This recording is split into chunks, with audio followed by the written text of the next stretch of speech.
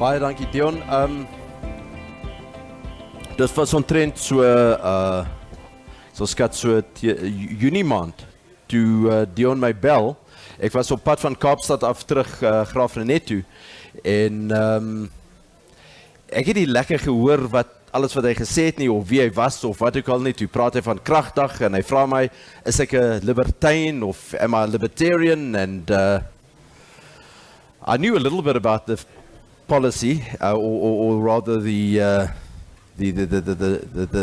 libertarian movement, but instinctively I said, yes I am, ek is, jy weet. En toe ek bietjie gaan navorsing doen, toe ek besef, nee, ek is definitief. En ek sou skat dat almal hier op KragDag vandag ook libertyne is, al weet hulle dit miskien nie.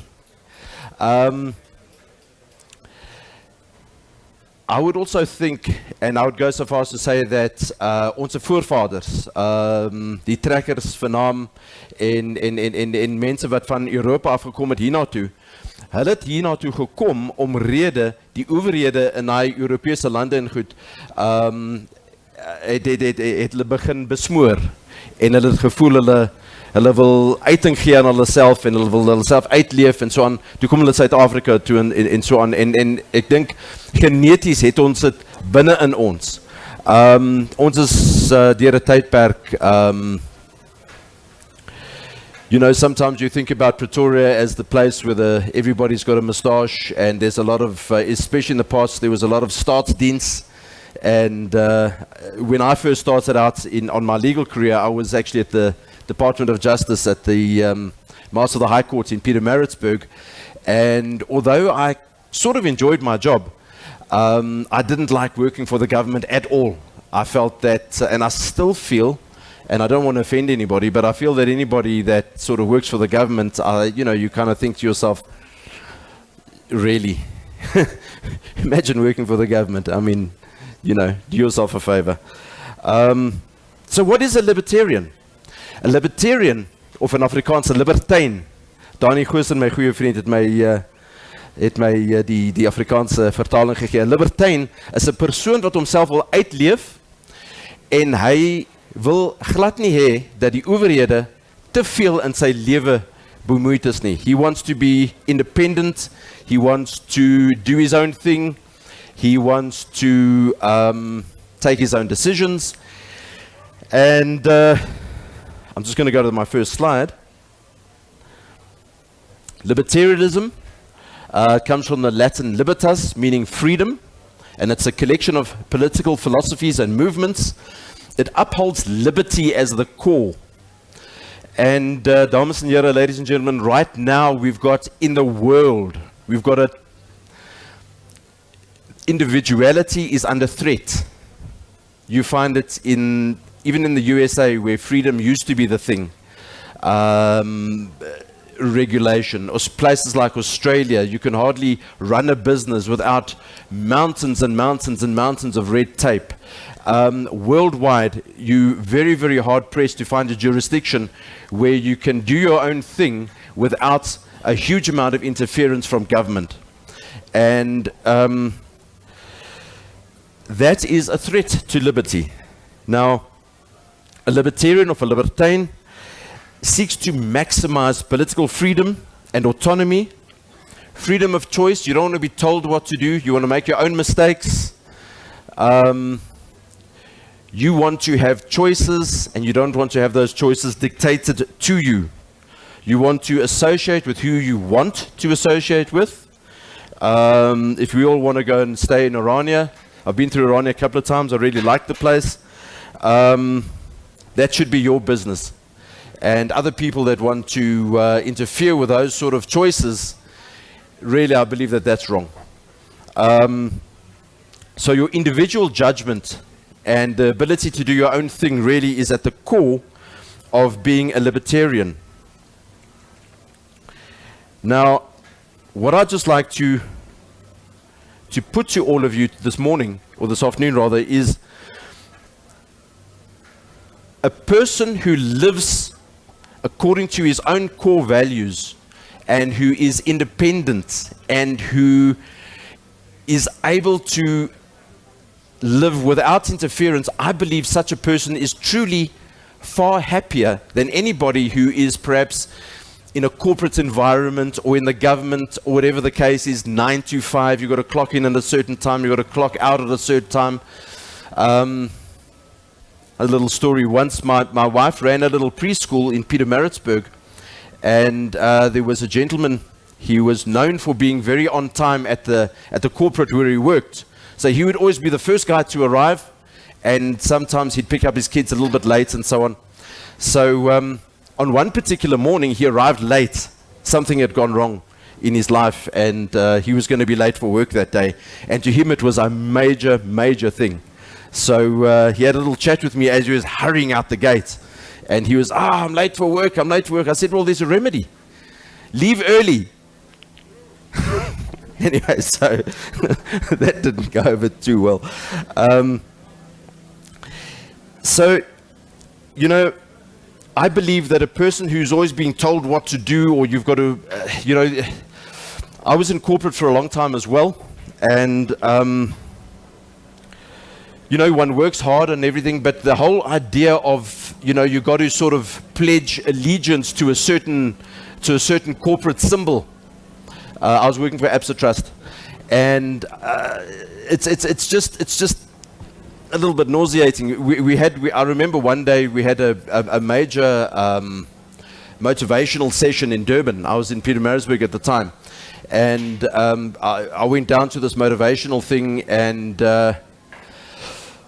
my colleagues and I were encouraged to stand on chairs and shout out the slogans and stamp our feet and clap our hands and be very enthusiastic about the brand, which is all excellent, good fun. Now I remember the gentleman next to me was highly enthusiastic, but then there was a cut-off time. There was a time which our director had said at 8 o'clock you guys can go home, and at exactly 8 o'clock his enthusiasm waned, and he jumped off the chair and he scurried out the door. And I thought, well, there it is.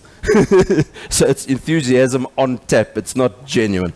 So I truly believe that the world will be a far better place and will be populated by far happier individuals if you have a world where everybody is able to do their own thing. And I truly believe in small business as being the place where people, you know, everybody, it's a fact of life. You have to work to survive and to live. But if you have rather huge amounts of small businesses instead of conglomerates and big companies and governments and this kind of thing, everybody's going to be a lot better, and your economy is going to be a lot healthier. As Dion kindly remarked, I come from a little town in the Eastern Cape, KragDag, and I've got to tell you, and this is something I think I heard my Opa say a lot of times. He was a wine farmer in Porterville, and he said that the little town of Porterville started to go backwards, and a lot of businesses had to close the first time they opened a corporatie there, because that cooperative organization, good as it might have been, now you could buy your tractors and your implements and your fertilizer and your seed and everything all at one place, where previously you had a lot of small traders all doing business, and you got better service from a specialist, and there was more employment, and the whole town was employed. When you brought this co-op in, suddenly there were people that went out of business because they had to compete with this corporate. And so, you know, another example, I've got a niece that I'm very fond of who has a flower shop, and it grieves me sometimes. I go to Macro, whatever it is, and they've also got a flower shop, and it's bigger, and they've got more muscle. So the big corporates tend to put the smaller guys out of business, and what happens is, you know, we can't live in a society where there's only big business, because big businesses couldn't really do business with each other. You know, you're going to run out of little guys, and the little guys keep everything going. So in a utopian situation, in the very best situation for me would be an economy where there's very little restriction, and where there's high autonomy. Almal kan sy hulle eie plan maak, jy weet. Where government regulates only when it's necessary, absolutely necessary for the safety of the population and so on. And of course, such a jurisdiction would have low tax, not only because well, I believe it's a good thing, but your tax rates are going to be lower because you're going to have less unemployment, and the less government interference there is, the more privatized government functions you'd have. And so there wouldn't be a need for high tax, and once again money would flow and there would be more employment, individual independence, low participation by corporates, freedom of association movement, I believe, would be a hallmark of such a utopian libertarian jurisdiction. No red tape at financial institutions. You know, these days you basically have to prove yourself innocent when you go to a bank, because they assume that you're going to be guilty of whatever. Now you've got to prove who you are. I remember very long ago when I was very young, I opened an account at the then Barclays Bank, when Barclays Bank first was in South Africa. And those days you had to phone ahead to make an appointment with the bank manager. Weren't those the good old days? You could actually go and see a bank manager. So I phoned, and the bank manager said, Mr. O'Halloran, welcome. But when then he opened his door, and he saw it was me and not my dad. But I was able to open a check account in 5 minutes. That just doesn't happen these days. It is such a schlep, to use the word, to actually open a bank account or to deal with financial institutions, and it's a hindrance to business. And I mean, what are the people thinking? Business keeps everything going. Without business people, without small business people, everything will fall apart. So I really don't enjoy the new dispensation where you actually have, you know, there's just too much regulation. And another thing that you are going to have in a utopian libertarian environment is the rule of law. That is the bedrock on which everything rests. Now, I'm going to talk about that in a little bit more detail. I believe that libertarianism, of om 'n libertyn te wees, is die beste filosofie. Because, as I've said, everybody would be more fulfilled and more happy. We know that socialism, the old communist, the Soviets and so on, they stifled productivity. You know, everybody, there was no real incentive to actually work and to produce. In a libertarian culture, there would be freedom to express yourself through your work. And we know to work is to live. There's very few of us that have inherited enough money or whatever, or will inherit enough money to actually keep things. So especially, you know, we live in such a high tax environment. It's not really possible, and very few of us are able to live without actually working. As I've said, you can't really live you can't be fulfilled in a corporate environment because it's limiting, and you have to do everything that the bosses say, regardless of whether it's a good idea or not. Government power, we know, stifles individuals and growth, and governments are inherently stupid. You know, they take decisions by consensus. Not everybody on their panels or whatever is equally clever. And we've seen government, especially lately, make some exceptionally poor decisions and continue to do so. Taxes are always wasted, we know. I mean, we just have to look around us a little bit. But it's not only true of South Africa, it's true everywhere in the world. Governments waste tax. That is just something that civilized society lives with. So I believe that individual freedom to work and live is conducive to fulfillment, and fulfilled people are happy people. So in a libertarian society, I think everybody is going to be inherently happier. Now, can we live out our philosophy in South Africa? Well, tax in South Africa is exceptionally high. I unfortunately deal with SARS on almost a daily basis. It's not very easy. They put stumbling blocks. Even if you want to lodge an objection, there are hurdles that you've got to cross. You've either got to be on e-filing, and that's problematic at times, or you've got to go to a branch and you've got to prove who you are. You know, I've actually been to Port Elizabeth SARS with a power of attorney from a client, and then there's the SARS, I want to say teller or cashier, the SARS person that I speak to, checks out my power of attorney and says, forget about it, this is no good. And then calls her supervisor, and her supervisor seemed to be intimidated by this young lady. End result is I didn't get to actually lodge my client's objection. And well, living in the Karoo, I've actually got a little bit of a solution there, because Beaufort West, which is the oldest tax office in the country, and it's a very small tax office, and all the people are friendly and they know me by now, so I don't have to show my credentials every time I go, and I manage to lodge clients' objections no matter where they are in the country. So for me, that works very, very well. But this is the thing. Tax in South Africa is exceptionally high. I think the average person pays way too much tax, and therefore they can't save. Now, if you can't save money, you can't build up capital. If you don't have capital, it's exceptionally difficult to start a business. Now, if you want to start a business, you've got to convince the bank, firstly, to give you a loan.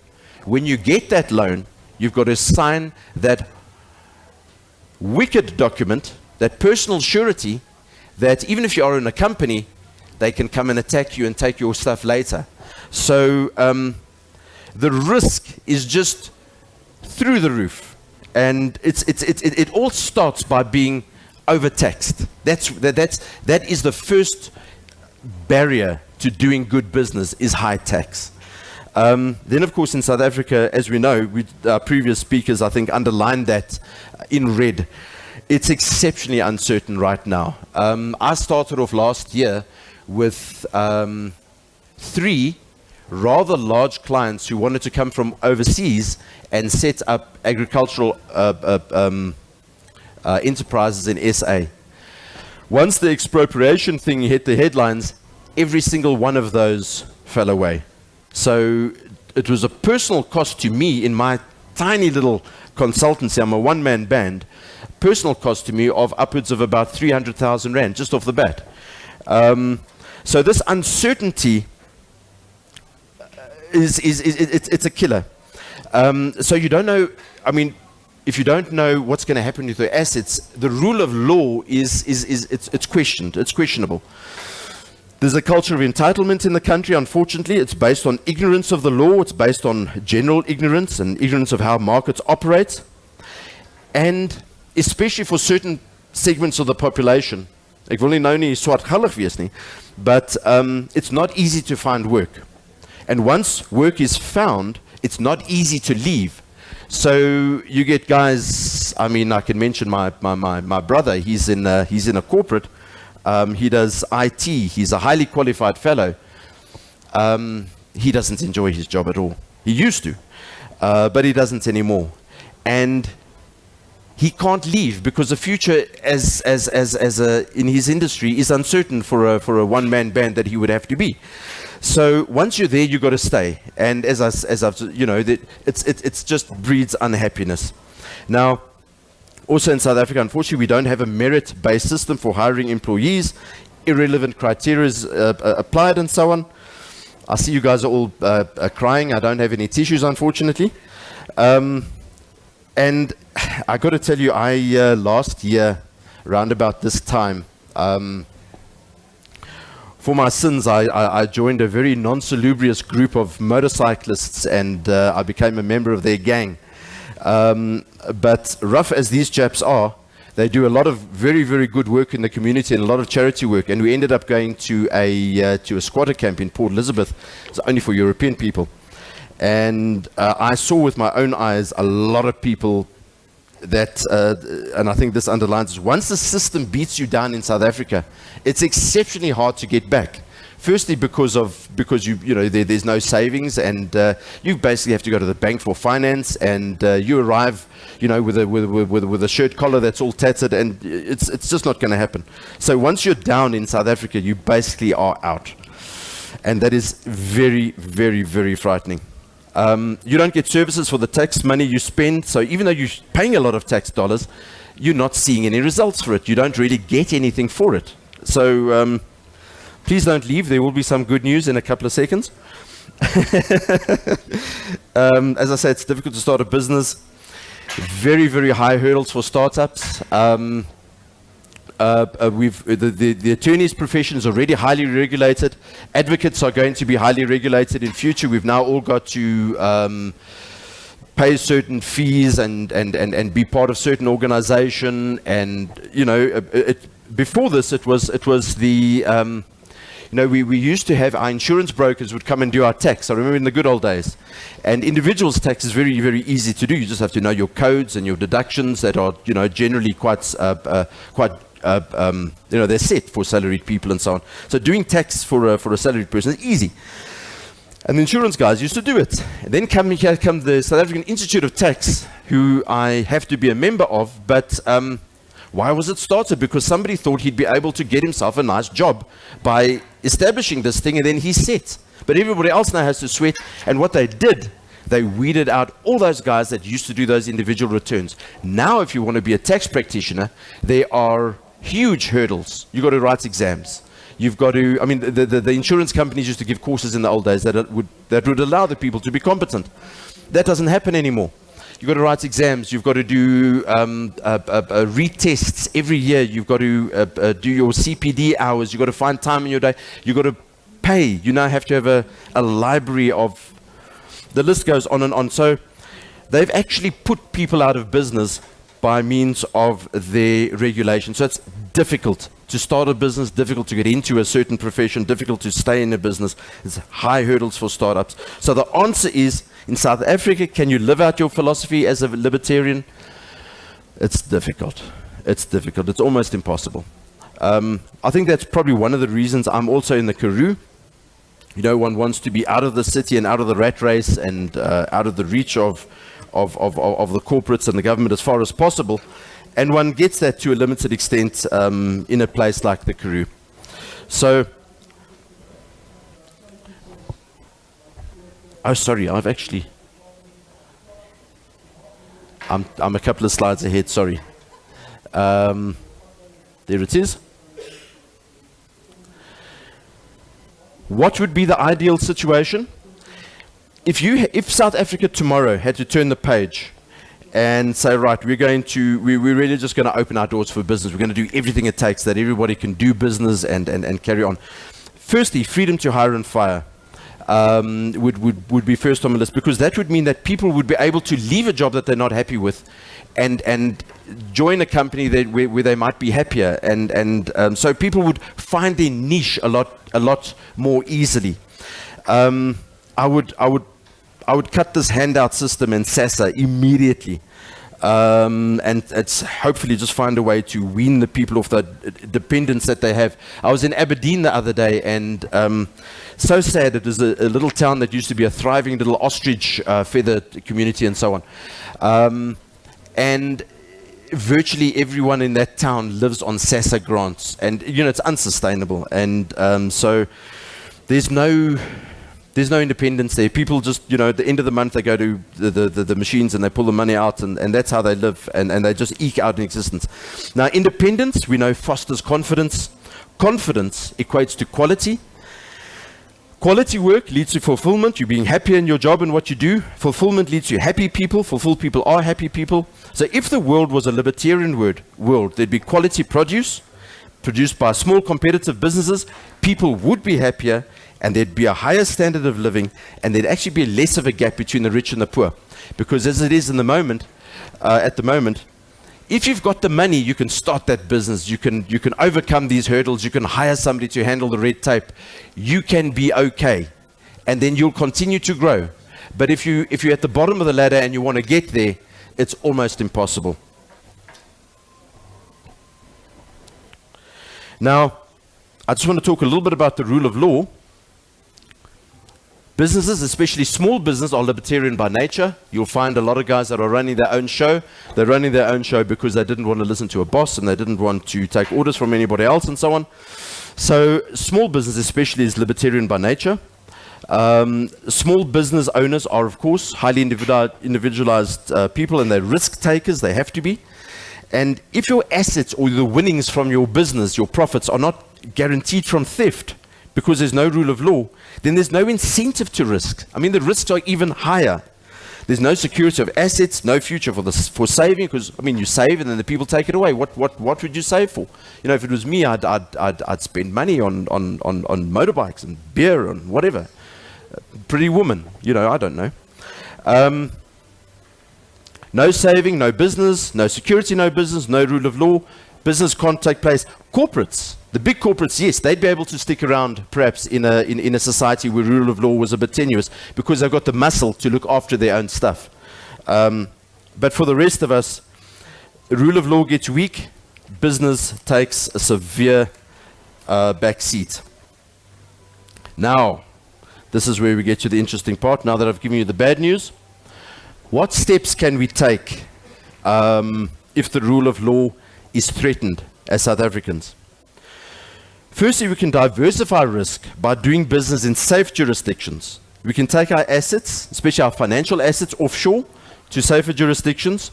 We can invest in movable assets that can be moved if required, things like aircraft, ocean-going yachts, coins, gemstones. Intellectual property you should hold and perhaps not have it registered in a company in South Africa. Best you probably could do is take your intellectual property offshore and hold it in an offshore company. And we're going to get to that in a little while as well. You can have a trust in an offshore jurisdiction to protect yourself from what's happening in South Africa with your financial assets. Of course, your land in that is going to be open to risk. There's not too much that one can do about that, except as a gentleman before me underlined, the steps that one could take there.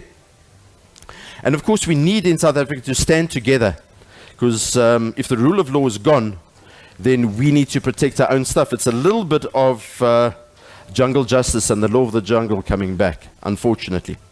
Now, I'm just going to talk a little bit about tax in South Africa. We know that in South Africa, individuals are taxed at a sliding scale. What I want to achieve by this is I want to highlight some methods of saving so that you could operate and pay less tax in order that you could enjoy more of the lifestyle that you should, and in order that you can save more and it'll be more productive. You can have, you can invest your money in your business and so on. Individuals are taxed at a sliding scale. We know that the rates vary between 0 and 45%. Companies we know are taxed at this point at 28%. Small business corporations, that's one little solution that I'm going to offer. Turnover tax registered companies I'm going to talk about. And then at the moment we've got withholding tax on dividends at 20%. I'm all out of tissues.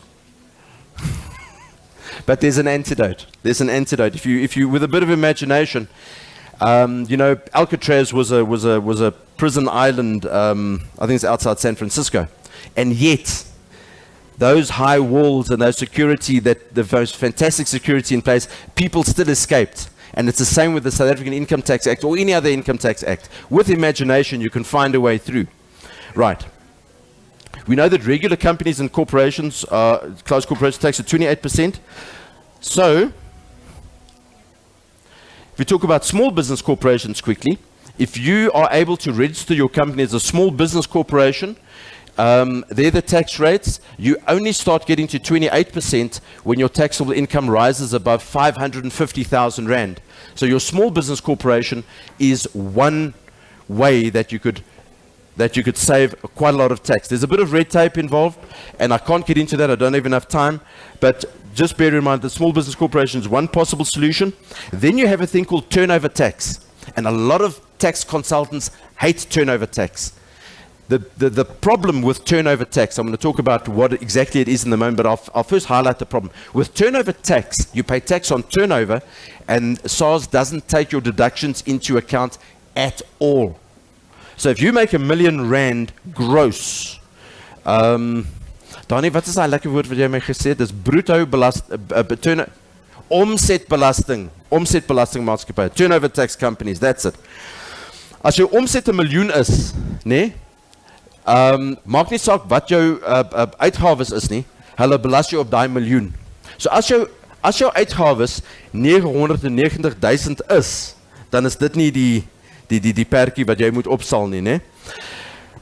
But, now I don't know how many of you are from SARS. Hopefully none. You could have a situation with a bit of imagination. You've got to, of course, be aware that there is such a thing as tax avoidance measures in the Income Tax Act and so on. But you could have a mom and dad that are running a business. And we're going to talk about income splitting in a second. You're going to have a mom and dad running a business, and they might be in a small business corporation or they might be in a regular company. And then you could have the young man in the family, the son, doing something where he's selling perhaps a service or something that is producing to that company, where mom and dad's expenses include his expenses. Okay, it's naughty what I'm telling you. This is a little bit of gray area, borderline stuff. But in this environment, I think you have to really use your imagination. You can't play by the rules here because they don't. Right? They don't play by the rules. Why the devil should we? Am I right? So, in a small business, in a turnover tax regime, you only start paying an appreciable amount of tax when you start going over and above 750,000 rands worth of turnover. So, if the youngster has a business where mom and dad are taking care of most of his overheads, you could have a situation that youngster could be paying very, very, very low tax. So just something to bear in mind. This is a very, very broad overview. I hope I'm just planting a couple of seeds here. Now let's get into dividends and withholding tax. Dividend withholding tax in South Africa is 20%. It's huge. In Botswana it's 7.5%. I'm going to get to that in a second. I'm actually not going to go into too much detail. I don't want to bore you guys, but this is my solution to the high dividend withholding tax. It's very simple. You can have a holding company holding your primary production or your primary income company. So jy het nou twee maatskappye, nee, jy het jou gewone maatskappy, dan het jy jou houer maatskappy, nie jou houer maatskappy te gaaf. Waar dividende vloei tussen 'n gewone maatskappy en die maatskappy wat hom beëien, wat sy aandele beëien, nee? Daai dividende wat opgaan in die boekmaatskappy is vry van, Donnie, what's that word again? Withholding tax? Terughoubelasting. Terughoubelasting. Thank you. Dames en heren, so what you can do is you can build up cash in the top company. You only pay dividend withholding tax when you take dividends or the capital out of that company. So you can use the top company as a savings account, and you can buy assets, passive assets, in the top company. The bottom company is where you generate, and in the bottom company is where you sign all your sureties and that kind of thing. Top company, you avoid that. Whether we can get into, should you be registered for VAT in the top company and all this kind of thing, those are difficult questions, and I think on a case-by-case basis they can only be answered. But this is an antidote to the high dividend withholding tax. Just to plant that seed in your minds, that there is something that you can do. Capital gains tax, I thought I was going to talk very briefly, but somehow I managed to find a huge amount of words, so I'm perhaps slightly behind or ahead of schedule, I'm not sure. Oh, good, okay. I'm going to skip capital gains tax, except I'm going to say that individuals pay less capital gains tax. This is important. This one point is important. When you are doing your business, maybe you're a baker in a PDY Limited, and you have certain special recipes that have been handed down through the generations. That's your intellectual property. So you hold your intellectual property yourself. Somebody comes along and wants to buy that bakery from you.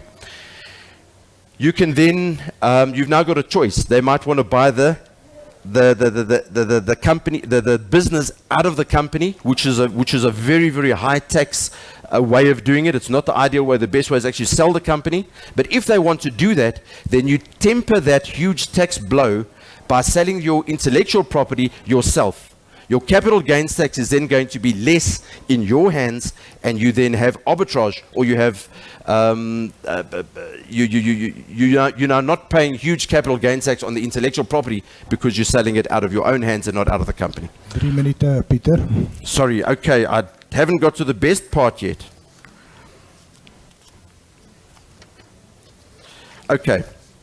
I'm not going to go through all that. What I do want to tell you in the last 10 minutes here is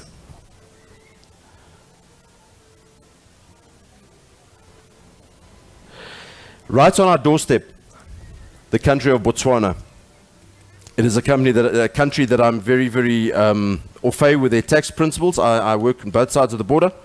And what I'd like to tell you is that in a Botswana company, or in Botswana as such, 25% is your individual top rate. In fact, 25% is the top rate for any kind of entity in Botswana.